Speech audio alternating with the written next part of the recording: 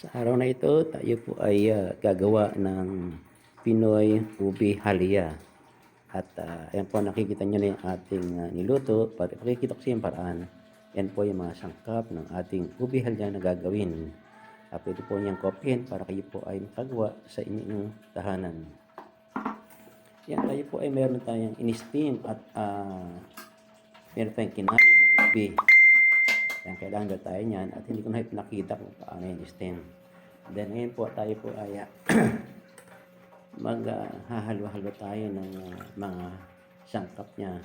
Kadalasan po ang mga sangkap nito ay katulad niya, yung isang lata ng coconut milk at hinalo natin. Gayon din, i-add natin itong 2 cans of evap milk. Dalawa po yung ating ilalagay. At upang maging malasa, dapat talaga dalawa kasi depende po ito sa dami ng ubi na ating ilalagay. Ayan. Ito po yung pangalawang lata ng evap milk natin. At kayunman, ito ay ating matapos ng ating ilagay, ay ating haluin mabuti. Yan po, dapat ito ay halong-halong mabuti. Okay. And then, ngayon naman po ating idadagdag yung dalawang lata ng condensed milk. Yan po yung unang lata. At isusunod naman po natin yung pangalawa at haluin din natin itong mabuti. Okay, yan po. Haluin natin yung mabuti. Tulad ng inyong nakikita ating hinahalo. At para mas maging malasa, dapat siya ay halong-halo. Now, ito ilalagay na po natin, no? Ilalagay na natin yung ginadgad na ube. At paglagay po natin, ito ay ating hahaluin din mabuti. Okay, no? Hahaluin natin itong mabuti hanggang sa ito ay lumasa sa ating ube. Bukod dito, kasi kung hindi po natin ito gagamitan ng blender, dapat ito ay pinong-pino para mas masarap kong kainin. Yan, pakikita ko sa inyo na atin din itong gagamitan ng blender para pinong-pino po. Mamaya-maya nyo makikita, tayo po ay merong gagamitin na blender.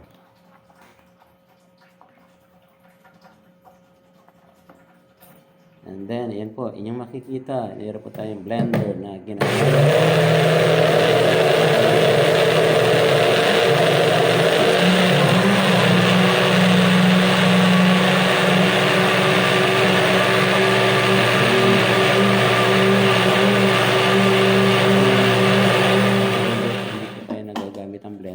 Pero ngayon, mas maganda, mas clean, mas masarap sa ubi.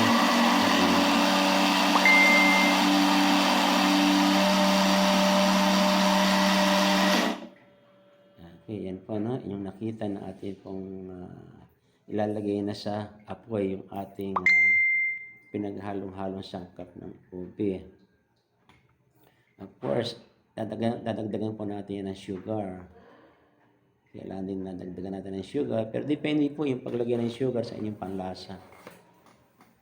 So medyo mataas po kasi ang panlasa natin. Kaya mas matamis yung ating ginagawang ubi halia. And then hahaluin po natin ito ng dahan-dahan. At least mga 2 oras po yan. 2 oras po natin hinahalo hanggang sa maluto itong ating ubi halia. Okay. Halo lang po tayo ng halo. Kasi pag hindi natin hinalo yan, mamumuo po yan.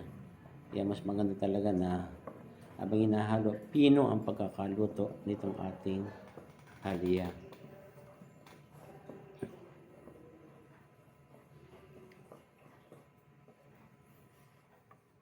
Yan, medyo makalipas po yung halos 2 oras na.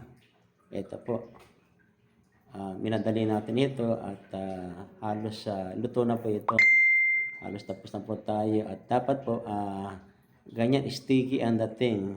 At maaari nga po habang hinahalo natin yan, kakapit sa ating ginagamit na sandok yung ating niluto na ube. Mas makunat po ang pagkakaluto ng ube ay mas masarap. Okay. So, yung makikita naman na meron po tayong Tupperware at pinahiran po natin ito ng margarine. Yung ating Tupperware para hindi gaano maninikit yung ating ube kapag nilagay natin sa Tupperware. Okay, matapos natin ilagay ang mantikilya or margarine, ilalagay naman po natin dahan-dahan ang naluto ng halaya. Yan po. Iayos natin yan para naman medyo magandang tingnan. Pero siyempre pupunuin natin yan. Pinong-pino po ang pagkakaluto ng ating ube halaya.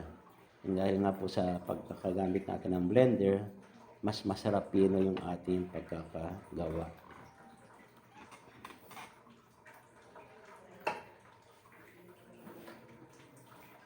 Yan po, halos mapuno na yung ating Tupperware. Ayusin na lamang po natin.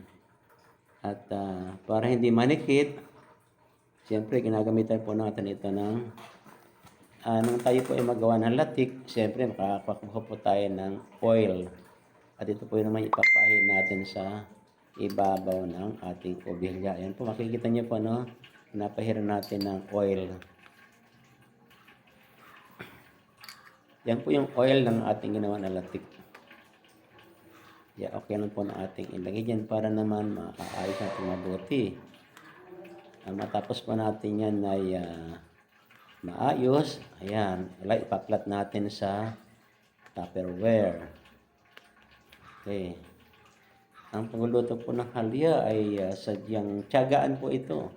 Siyempre kung gusto nating makapagluto ng masarap na ube, dapat talaga tayo ay matyaga sa pagluluto.